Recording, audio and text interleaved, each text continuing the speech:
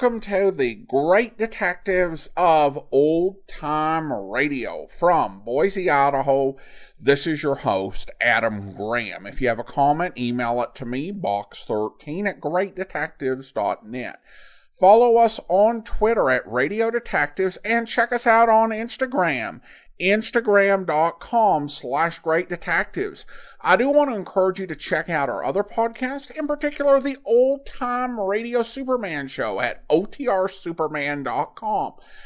We went through all of the existing serials and half-hour programs. Superman radio program saw Superman taking on all sorts of enemies, from the simple crooks and hoods to Nazis, an atomic-powered megalomaniac, even a version of the Ku Klux Klan. The Superman radio series features the first appearance of Jimmy Olsen and also features appearances by Batman with Superman before they ever even got together in the comics.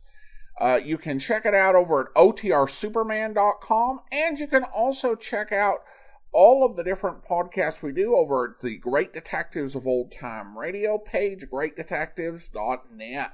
Now let's get into today's episode of Mr. Chameleon. We'll be bringing you 10 episodes from 1950. A series of 6 consecutive episodes and a series of 4 consecutive episodes. So let's go ahead and take a listen to our first 1950 episode. Original air date, April the 26th, 1950, and the title is The Dusty Room Murder Case. Next, Mr. Chameleon and The Dusty Room Murder Case.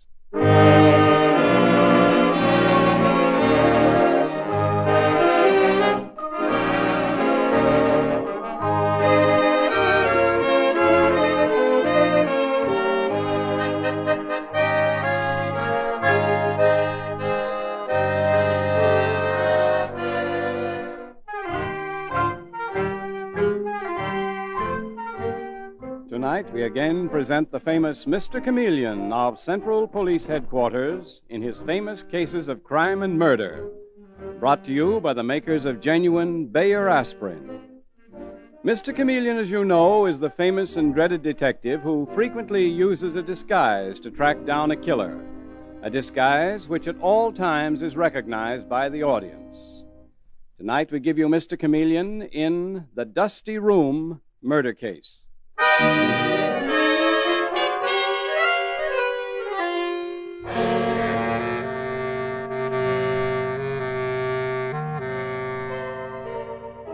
As the curtain rises, we look into the study of an old mansion in Midtown New York.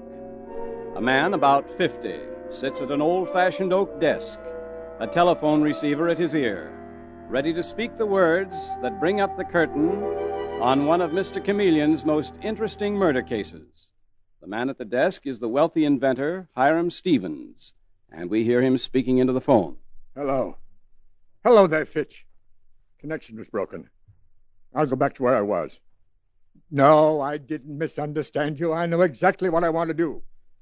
I know what you mean. Just follow out my orders. That's all you have to do. All right, then come out here. All right, Fitch, I'll be waiting for you. Guess that'll fix him. Say, what's that? Hey, stop it! Stop it! Stop it! Oh, you murdered me. Uncle Hiram! Uncle Hiram! Uncle Hiram, is anything wrong? Open the door. I can't get in. What's the matter, Dick? I heard shots coming from Uncle Hiram's study, Tina. Now I can't get in, and he doesn't answer. Well, let's go inside then, Dick. Well, how? He's evidently locked the door. Oh, here's a chair. Oh.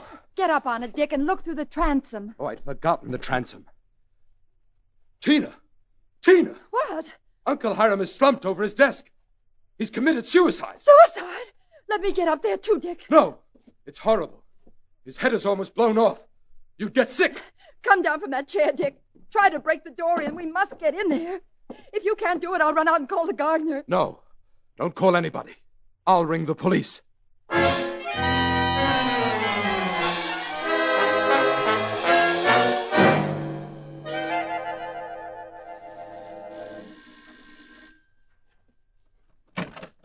Yes? You called the police? I'm Chameleon of Central Police Headquarters. This is Detective Arnold. Oh, come in. Dick! Dick, here are the police. Oh, yes. Glad to meet you, Mr. Chameleon. My husband's uncle committed suicide. The last thing we ever expected of him. But he had been brooding lately. Your uncle's name was Hiram Stevens, Mr. Dick Stevens, Mr. Chameleon. Will you take us to the body, please? It's in that room, but you'll have to break the door down to get in. Uncle Hiram must have locked himself in first. Dave. All right, try your keys. Okay, Mr. Chameleon. Lock turns all right, but nothing happens. Seems to be bolted from the inside. Is there any other way to enter this room, Dick? This is the only door, Mr. Chameleon. Let's break it in, Dave. Here we are, Mr. Chameleon. There's the gun next to the body. I'll get it. Stay where you are, Dave. Don't walk across that floor. What? The floor and everything in this room is covered with dust. And there are no footmarks leading to the body. It's strange. Very strange. Strange, Mr. Chameleon? What do you mean, Mr. Chameleon? I wonder how your uncle got to that desk without leaving any sign on this dusty floor. I suppose he was sitting at the desk and killed himself there without walking anywhere. He still had to get there some way. Unless what, Mr. Chameleon? Unless the murderer made a very silly mistake, Tina. Murderer? Murderer, you say? Exactly, Dick. Your uncle was murdered. But how could he have been, Mr. Chameleon? That's what I'm here to find out. Dave. Yes, Mr. Chameleon. Stand in front of this door until the police photographers get here. Right. And don't let anyone enter under any circumstances. Dick, Tina, suppose we go into the room across the hall where we can talk. Of course. Come on, Tina. Won't you sit down, Mr. Chameleon? Thank you, but I'll do better standing up. Oh, that's the doorbell. I'll answer it. Detective Arnold will answer it, Tina. The police photographer, I'm sure. Oh. Can either one of you explain why the room in which your uncle Hiram Stevens was murdered was completely dust-covered? My husband's uncle was an inventor, Mr. Chameleon. Was not very tidy. That's not the point I'm getting at, Tina. I don't understand. I'll explain later. The first thing I want to know is, where were both of you when the murder occurred? Dick and I were both in the house, upstairs. That's right, Mr. Chameleon. We had just come in from the airport. The airport? We went out to get our tickets. We're flying to Europe tomorrow. I see. Were you both together upstairs? Yes and no, Mr. Chameleon. Yes and no, Dick? Well, what I mean is Tina went into the dressing room and changed her clothes. Changed her clothes, so you were not together? What difference does that make, Mr. Chameleon? Did you change your clothes, Tina? I started to, but changed my mind. Then the clothes you are now wearing are the same ones that you had on when the murder took place? Yes. Step over to the window with me, please, in the light. In the light? Why? I can't see very well here. Come along. All right, then. Thank you. Well, what are you looking for on my wife's clothes, Mr. Chameleon? Dust, Dick. Dust. Well, you don't see any on me, do you? No, Tina, but... Mr. Chameleon? Yes, Dave? The pictures have been taken. We used a distance lens from the door. Good. We can go into the murder room now. Come along, Dick. Tina. Mr. Chameleon, you act as if you think Dick and I know something more than we've told you. Not at all. You haven't told me anything yet. Shall I try to raise the body now, Mr. Chameleon? First, make a note, Dave. This entire room is dust-covered, including the murdered man. Write that down. I have, Mr. Chameleon. Also write down every object in the room, the pictures, the 2 glass mirrors, the mantelpiece, even the dead man's hair. Everything is covered with a layer of dust. Got it all down, Mr. Chameleon. Everything except the murder gun. That is clean. Well, what does that mean, the gun is clean? Obviously, the murderer threw it on the desk to make it look like suicide. I tell you, Dick, Mr. Chameleon suspects you of murder. Suspects me? Why should he, Tina? Dave, let's raise the body from the chair. Yes, sir. You take this side. I'll take the other here. Exactly as I guessed, Dave. The only spot in this room that's not coated with dust is the seat on which the unfortunate man was sitting. There's no dust on the seat of his trousers. Well, I'll be... Dick, you and your wife go back into the living room. I'll see you in there in a few minutes. This is outrageous. It's a murder investigation, ma'am. Now do as Mr. Chameleon says. Oh, all right, then. We'll be in the living room, Mr. Chameleon. What's it all about, Mr. Chameleon? Those two people were at the airport arranging to fly to Europe, Dave. Uh-oh. Tomorrow. So there you are. They could have killed their rich uncle, left a perfect suicide set behind, and been off like birds in the air. Tomorrow. But I can't figure that dust, Mr. Chameleon. The dust, Dave, would make it seem that no one had entered or left the suicide room, and that the dead man had been lying there for days. But how did all the dust get here? The dust was sprayed in here, Dave. Probably with an insecticide sprayer, like the kind used to spray plants. What do you think of that? Have the house and grounds search for the sprayer. Call headquarters right away. Shall I use this phone? Yes. Also order men with vacuum cleaners out here from headquarters. Vacuum cleaners? Mm-hmm. Have this room vacuumed. Send the dust they collect to the lab for analysis. Okay. Say, Mr. Chameleon, look here. This notepad attached to the telephone. Yes, I've already seen that, Dave. Murdered man was evidently phoning a man named Fitch just before he was killed. Yes, the pad says, call John Fitch about changing papers. I wonder what that means. While you're phoning headquarters, I'll go in to see Dick and Tina. Mr. Chameleon, Yes, Dick. I've been talking to my wife, Tina. Yes? She says I should make a clean breast of one thing. Of what? She thinks I should tell you I'm the sole heir to my uncle's considerable fortune. That's interesting. Interesting? Is that all you have to say, Mr. Chameleon? There is one thing certain, Tina. If you told your husband to say that, you have supplied him with a motive for murder. Why, Oh, there's the doorbell again. May I answer it this time, Mr. Chameleon? Yes, go ahead, Dick. Why, Mr. Fitch. Oh, hello, Dick. Will you tell your uncle I'm here with the papers he telephoned for? My uncle has been murdered. What? Murdered? That's what I was afraid of. And the police are here. One is Mr. Chameleon. Chameleon? yes, Mr. Fitch, and Mr. Chameleon suspects Dick of murder. That's incredible, Tina. Utterly ridiculous. Mr. Fitch, I'm Chameleon. And what is ridiculous about my suspecting Dick? Because this young man had no reason for murdering his uncle. He has every reason for wanting him alive. What reason? Well, let me explain first that I am Hiram Stevens' confidential agent. I say, And I have right here a letter giving these two young people complete control of his fabulously valuable synthetic rubber inventions. what? He phoned me this afternoon and told me he was going to sign this letter the moment I arrived here with it. And here's the letter, Mr. Chameleon. Well, certainly gives Dick and Tina what's equivalent to a fortune. Exactly. So apparently Dick and Tina had no reason to murder their uncle before he signed it. It would have cost them a fortune, Mr. Chameleon. Yes, I get the point, Mr. Fitch. It seems that I'm at a dead end. I'd not say that, exactly. Mr. Fitch, if you suspect anyone, it's your duty to tell me. More than a duty, Mr. Chameleon. An obligation to a man who was very kind to me through many years of close association. Yes? And naturally, now, to save his nephew from police suspicion, and also Tina, who was my own secretary before she married Dick. Good. Whom do you suspect, Mr. Fitch?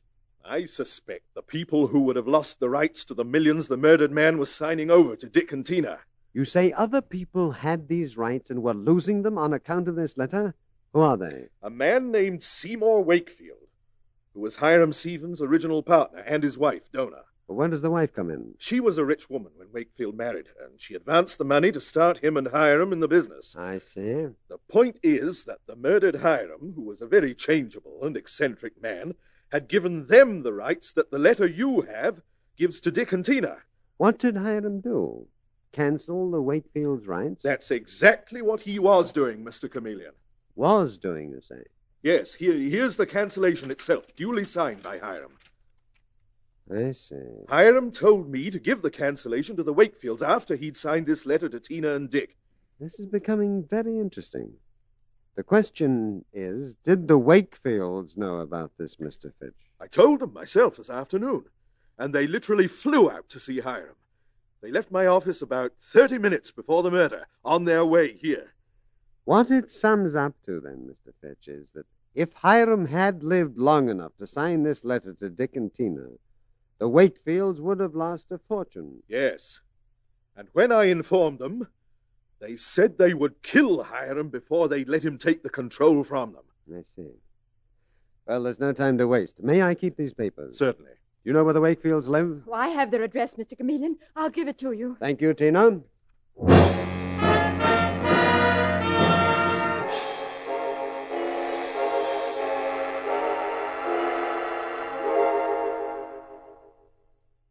Mr. Seymour Wakefield? Yes? I'm Chameleon of the police. This is Detective Arnold. Come in. Come. I came for some information. Yes, Mr. Chameleon? You were a partner of Hiram Stevens? I am a partner of his. Then you haven't heard that he was murdered. Murdered?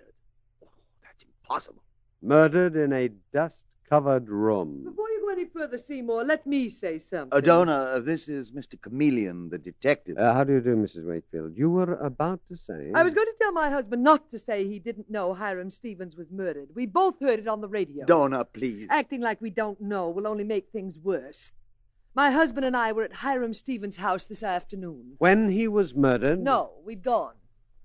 What was the subject of the quarrel that you and your husband had with the murdered man? We had no quarrel. You know we did, Seymour. But it wasn't serious, Mr. Chameleon. I was informed it was because the murdered man was canceling a paper that gave you control of his valuable synthetic rubber inventions. The only person who could have told you that was John Fitch. Did you or did you not quarrel? Well, it's just as my wife says, Mr. Chameleon. Wasn't anything serious. The control the murdered man was canceling was worth millions of dollars.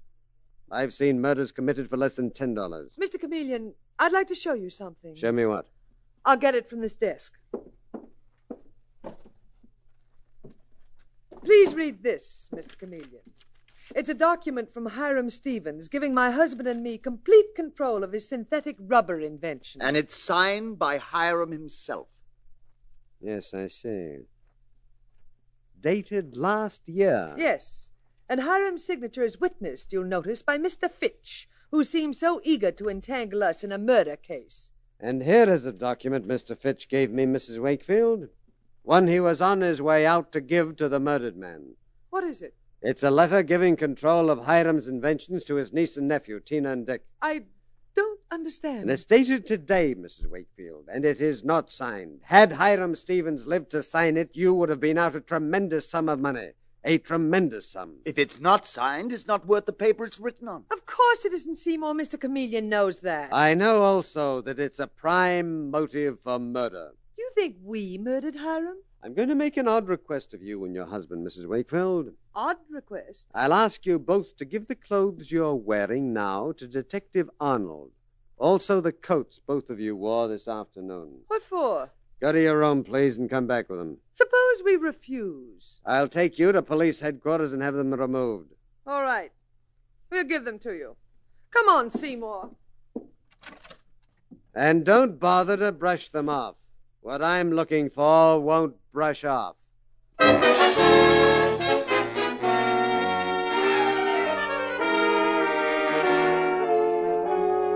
Mr. Chameleon and the Dusty Room murder case continues in just a moment. The very first thing to do when you feel a cold coming on is to take genuine Bayer aspirin. You should do this and do it before you do anything else, because a cold is almost always accompanied by muscular aches and pains and a headachy, feverish feeling. And it's important that you relieve this distress in the fastest possible way. Ask your own doctor about this. No matter what you do to try to stop or shorten a cold, we think he'll tell you it's sound advice. And as millions know who have followed this advice, Bayer aspirin provides the relief you want, makes you feel better fast. It's actually ready to go to work in 2 seconds. And remember, Bayer aspirin's single active ingredient is so gentle to the system that doctors regularly prescribe it even for small children. That's why it's been used by millions of normal people without ill effect. So at the first sign of a cold, before you do anything else, take Bayer aspirin. When you buy, ask for Bayer aspirin, not just for aspirin alone. Get the 100-tablet bottle and you get Bayer aspirin tablets for less than a penny apiece.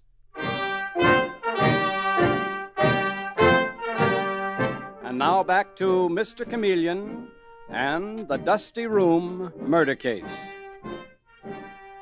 Hiram Stevens, a wealthy inventor, has been found murdered in a room suspiciously covered with dust. Mr. Chameleon has discovered that the murdered man was about to sign a paper taking the rights to his immensely valuable inventions away from his partner, Seymour Wakefield, and giving them to his nephew and niece. And now, as Mr. Chameleon leaves the Wakefield house with Detective Dave Arnold, Dave is saying, "What do we do with the Wakefield's clothes, Mr. Chameleon? Didn't take them long to get them off and give them to us." The wife, Dona's a very clever woman, Dave. Maybe too clever. Start up the car, Dave. We're going back now to see the murdered man's nephew and niece, Dick and Tina Stevens. Okay, Mr. Chameleon. I'm trying to get the commissioner of police now over the radio. Central headquarters, please. Central headquarters. This is Chameleon. Put me through to the commissioner. Okay, Mr. Chameleon. Hello, Chameleon. The laboratory just gave a report on that dust you had vacuumed from the murder room. What's that analysis, Commissioner? Well, you guessed right, Chameleon. The dust had been sprayed over the room with an insecticide sprayer. Traces of insecticide are in the dust. Anything else you want? Yes, I've got a man's suit and a woman's dress and coat in the car with me. I want vacuum, too. Send one of the boys out to get them, please. Send where? Dave Arnold will be in the car in front of the murder house. We're on our way there now, Commissioner. Right, Chameleon. Bye.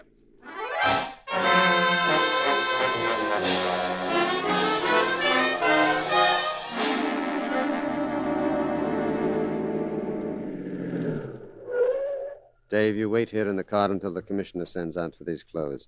I'll go in now to see Dick Stevens and Tina. Okay, Mr. Chameleon.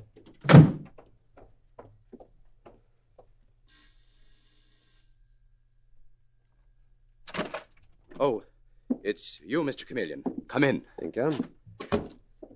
Dick, the case is shaping up. I'll soon have whoever killed your uncle in that suspiciously dust-covered room. Oh, you will? Just a few details remain to be cleared up. I see. Oh, Tina, Mr. Chameleon is here. Good evening, Mr. Chameleon. What are the details you're clearing up? Dick can answer the first question best, Tina. I, Mr. Chameleon? Why was your murdered uncle giving you control over his affairs? Because he wanted to retire from active work and put everything in my hands. It's odd that the first thing that you should do is to start off for Europe. But we were planning to stay only 2 weeks. I see. I'd like to go back to the murder room with both you and Tina. Come ahead. Very, very well. What do you expect to find in the room my uncle died in? I want to show you something in here. What? Let me pull these draperies aside. There's a door here. You and Tina told me there was only one door to this murder room. Well, that door behind the draperies, it's always locked. It's kept that way. Isn't it, Tina? It's never been opened since we lived here, Mr. Chameleon. It's directly behind the desk where your uncle was murdered. I put it to you, Dick, that while your wife was in the dressing room, you could have slipped downstairs, shot your uncle without Tina's knowing it. But why should Dick have killed his uncle? Why, Mr. Chameleon? The Wakefields are the only people who can benefit by the murder. When I make an arrest in this case, I will then present the evidence. You can't accuse Tina and me of murder. I am not accusing Tina of anything. Then you can't accuse me either. One other point, Nick. Yes? The police laboratory reports the dust found in this murder room was deliberately sprayed in here to make the murder look like suicide. What? And we've got the insecticide sprayer that was used. It came from this place. Oh, Dick! Dick! Tomorrow morning, I will send a Professor Simpkins out here. He is the expert man on dust at police headquarters. What for? He won't find anything. We'll see tomorrow. Good night. And remember, Dick and Tina, this house is under police observation. Don't you think we know that, Mr. Chameleon?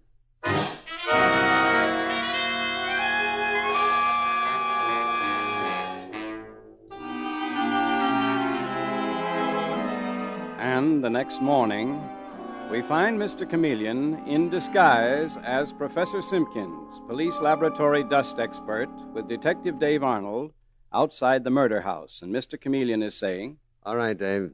We're ready for the kill. I've got all the papers and the other evidence here, Mr. Chameleon. Maybe I should say Professor Simpkins. You certainly look like one in that disguise. You have Seymour Wakefield and his wife Dona in the house?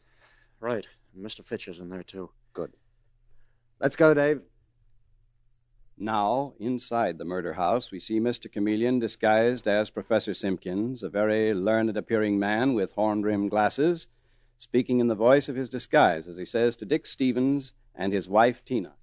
Mr. and Mrs. Stevens, believe me, I feel most unhappy to reveal certain findings to seemingly respectable young people like you. But appearances sometimes are quite deceptive. Quite deceptive. Oh, what are you getting at, Professor Simpkins? They reveal that you, Mr. Stevens, purposely and with malicious intent sprayed the room where your uncle was killed to deceive the police and make his murder appear as a suicide. And our Mr. Chameleon requested me to so state to you. Mr. Chameleon is trying to pin a murder on me to keep up his own reputation. Still behooves you, young man, to speak that way of an officer of Mr. Chameleon's reputation, especially since the murder evidence was found on your premises after an attempt was made to put the crime on others. And I know who those others were, Professor Simpkins. Did Mr. Seymour Wakefield? Indeed. And how did you and your wife explain that on careful analysis I discovered dust from the murder room on the clothes both you and your wife like? You see, then, Chameleon knew you were lying when you said we left this murder room before Hiram Stevens was murdered. So you were in the room during the murder? Professor Simpkins, we came here after Hiram was killed. We opened the door behind his desk and a lot of dust fell all over us, but we didn't go in. My laboratory findings reveal dust from the murder room in your clothes. Unmistakable evidence of murder. Say that again, I'll choke you. Stay put, Wakefield, or Don't else... manhandle me, Detective Arnold. Professor Simpkins. You something to say, Mr. Fitch? Your findings prove what I told Mr. Chameleon. You told him, Mr. Fitch, that Seymour Wakefield and his wife killed Hiram Stevens to prevent his giving the control of his valuable inventions to Dick and Tina Stevens. Yes, and I was right. You showed Mr. Chameleon a document of control in favor of Dick and Tina from their murdered uncle, but never signed by him. That's correct, Professor. I also showed him a paper cancelling a similar power in favor of the two murderers, Seymour and Dona Wakefield. Quite so, Mr. Fitch. And that paper was signed by Hiram Stevens. And that is where you tripped yourself, Fitch. And this woman, Tina Stevens, your former secretary. You're not Professor Simpkins. You're Mr. Chameleon. Mr. Chameleon in disguise. Handcuff Fitch to Tina Stevens. No, help me, Mr. Fitch. What absurdity is this, Mr. Chameleon? You planned the murder, Fitch. You dreamed up the idea of a dust-filled suicide room. That's right, Mr. Chameleon, he did. But you fired the murder shots, Tina. If she did, I didn't know it, Mr. Chameleon. You're both equally guilty, Fitch. A clever scheme. This woman, Tina Stevens, your former secretary, married Dick for only one reason. I married him for money. Why else? Shut up, Tina. I'll put the record straight, Fitch. The unsigned letter that you gave me purporting to turn the murdered man's rights to Tina and Dick was typed by you. It was a complete phony. How can you ever prove that? And the signed cancellation you used to throw suspicion on Mr. and Mrs. Wakefield was a forgery, and I will put expert after expert on the witness stand to prove that it was. Isn't that right, Tina? Yes. Fitch himself forged it. You brainless idiot, Tina. Dave, write out a confession for Tina to sign. That's all that's needed to close the Dusty Room murder case.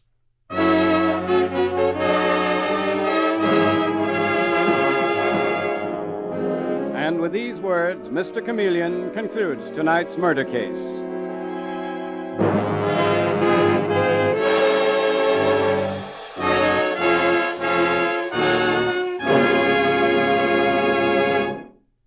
If you've ever had difficulty giving your children the proper dosage of aspirin as prescribed by your doctor, you'll be glad to know you can now get genuine Bayer aspirin in a new children's-size tablet.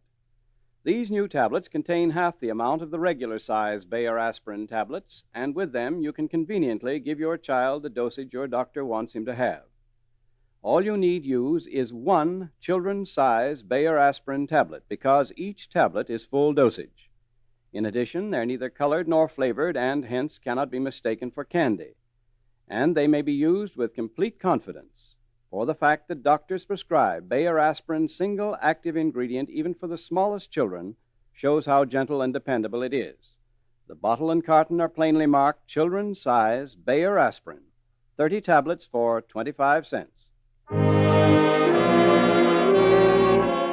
Listen next Wednesday night at this same time for Mr. Chameleon, the man of many faces, in The Custody of the Child Murder Case. The part of Mr. Chameleon is played by Carl Swenson, with dialogue by Frank Hummert from the original story by Frank and Ann Hummert. Music directed by Victor Arden. Your announcer is Howard Claney.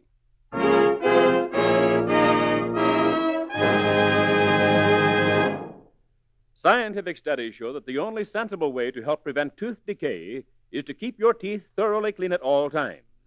This is because teeth that are free of decay-breeding deposits and film actually resist decay. And to clean them, use powder. For there's no dentifrice you can get that cleans teeth like powder. Thanks to its remarkable cleaning power, Dr. Lyon's tooth powder almost instantly helps remove deposits and film in which bacteria form, bacteria that cause tooth decay. So to help prevent tooth decay before it gets started, to whiten and brighten your teeth beautifully, use either regular or ammoniated Dr. Lyon's tooth powder.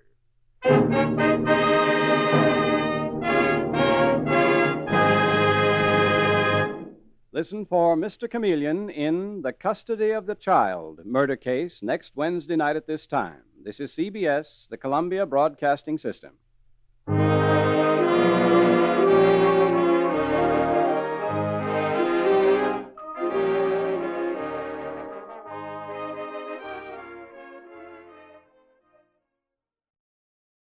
Welcome back. A little-known fact of modern police work is that most specialized jobs were created as covers for Mr. Chameleon to disguise himself as for no good reason. I will say that I did enjoy the solution in that I'd kind of put the niece and nephew as like a single set of suspects who, either one of them acted alone or they acted together. But mixing up the niece with her former boss, I thought that was a nice move. And I thought this was, to be honest, a pretty neat setup for a murder to kind of make you wonder, okay, what's going on here? But as Mr. Chameleon said, the whole thing was the result of a silly mistake, which is kind of an interesting way of indicating that your best police detective is not taking on a serious criminal that, pretty much any other police officer could have solved. It is also kind of weird to have the police commissioner sitting around headquarters and handing out test results to the police officers in the field. Although I guess on the more realistic standard, I did like that Chameleon just came in kind of blind to the case. Not like, this is a super special case, let's call Chameleon. It's like, there's a case. There's a dead body, could be murder, could be a suicide. Why don't you go and check it out and see what's going on? So from a dramatic standpoint, it might not be the best thing, but I do have to give it some points for being slightly more realistic. With that, we turn to listener comments and feedback, and we turn to Eric. Eric writes, I just can't with this show. It has a premise made for radio, where it could be easy to suspend disbelief that nobody could recognize this guy. And they end up with this? I have to admit, though, that I find it entertainingly bad, especially since they like to bring back that old Hummert trope from Mr. Keene, where the victim has a full conversation with their murderer who never speaks. Oh, it's you. What are you doing here? Well, come in. Anyway, would you like some tea? Wait, why do you have that wet pipe?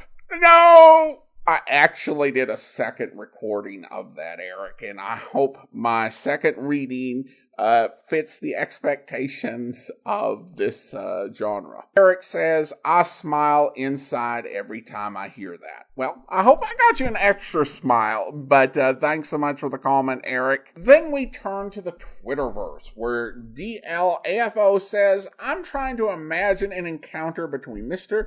Chameleon and Mr. Keen. Odds on 30% of the script would just be someone saying their name. Well, thanks for the comment, and that is an interesting idea. It never happened over radio, but it would be fascinating to imagine what that would be like. I don't think it would be so much saying their name. It would be saying the explanation of who they are. Dave, that's Mr. Chameleon, the famous investigator. And then a few minutes later, Mr. Chameleon, have you seen Mr. Keen, the famous investigator? He wandered off somewhere. That sort of thing. So more the title and the elucidation of the name.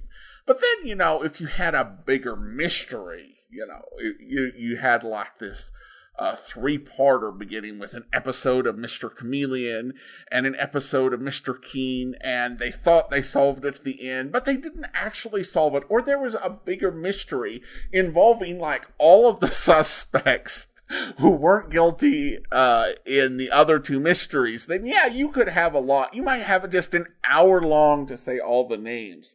But I would love the Hummerverse to happen. That, some form or another, that could be amazing. You could just have them, making fun of like all of the problems with their series. You'd have Mike Clancy saying something like, Saints preserve us, Mr. Keen. What was the point of Mr. Chameleon disguising himself as his own left-handed twin brother, who's the police expert in crimes committed with a harmonica? Dave Arnold could interrupt.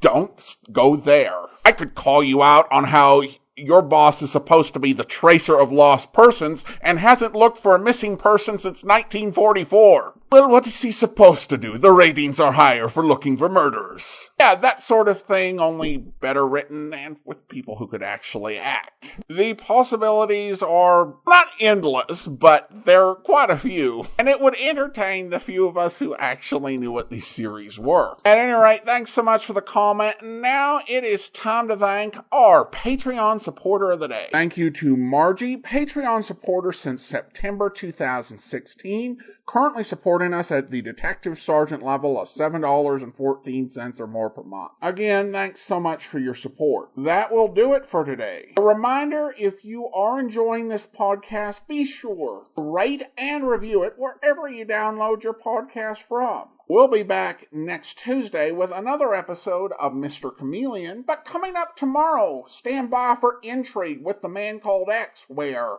Believe me, Mr. X, taking me with you here to Kabul is one of the smartest things you ever did. Oh, thanks, Bigo. Sure, I know this Jones like a couple of books. Well, so what can I do you for, Mr. X? How would you like to dig up some information about M5? That's a cinch. I'll find out all you want to know about... M who? Oh, never mind. See if you can find anyone interested in the Dashti Margot. Anyone who's been on desert expeditions lately. Oh, sure. Nothing to it, Mr. X. Then meet me here at the Camel Mount when you're through. But Mr. X... See you later, Pago. But...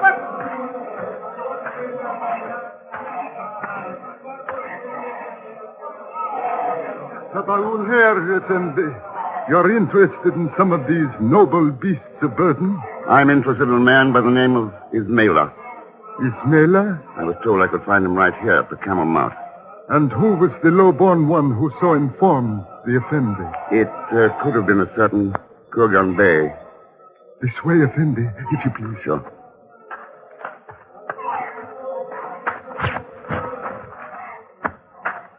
So my message did reach the Bureau in New York. That's right, Ismaila.